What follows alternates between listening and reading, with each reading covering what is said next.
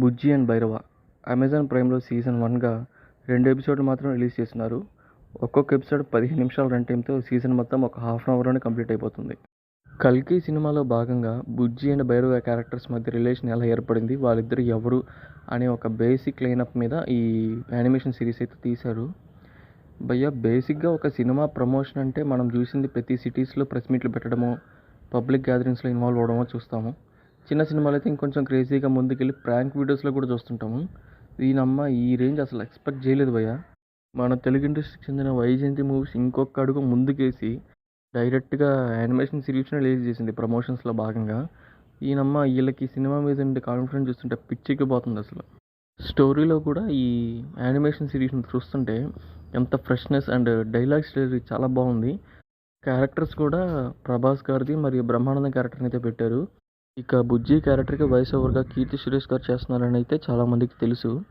ఇక ఇందులో స్టోరీ విషయానికి వస్తే ఫస్ట్ ఎపిసోడ్లో ఏంటంటే బుజ్జి అనే ఒక ఏఐ టెక్నాలజీ ఒక స్పేస్ షిప్లో ఉంటుంది.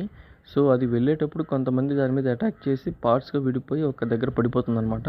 సో కట్ చేస్తే భైరవ క్యారెక్టర్ ఒక సిటీలో చిన్న చిన్న బౌండరీస్ అని చెప్పేసి మనీని కూడా యూనిట్స్లో చూపిస్తుంటారు యానిమేషన్ సిరీస్లో. ఏదో వర్క్స్ చేసుకుంటూ బ్రహ్మానందం ఇంట్లో రెంట్కుంటుంటాడు అనమాట. భైరవ క్యారెక్టర్కి ఒక కార్ కొనుక్కునేసి బౌండరీస్ అని క్లియర్ చేయాలని కోరిక, కానీ డబ్బుల కోసం చిన్న చిన్న పనులన్నీ చేసుకుంటూ ఉంటాడు కారు కొనడానికి. ఆ టైంలోనే బుజ్జిని చూస్తాడు ఒక స్క్రాబ్లో. అక్కడి నుంచి వాళ్ళిద్దరూ ఒక కార్ని పార్ట్నర్స్గా కలిసి డెవలప్ చేసి బౌండరీస్ క్లియర్ చేయడానికి రెడీ అయ్యి పార్ట్నర్షిప్ కూడా తీసుకుంటారు. సో అది సెకండ్ ఎపిసోడ్ అనమాట.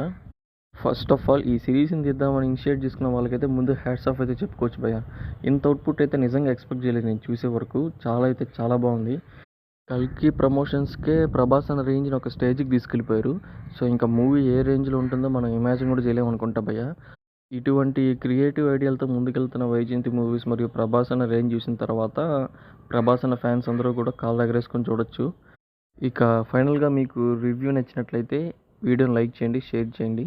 ఫస్ట్ టైం ఛానల్ విజిట్ చేస్తున్న వాళ్ళైతే సబ్స్క్రైబ్ చేసుకోండి. మరిన్ని మూవీస్, వెబ్ సిరీస్ రివ్యూస్ కోసం బెల్ ఐకాన్ క్లిక్ చేసుకోండి. Thank you.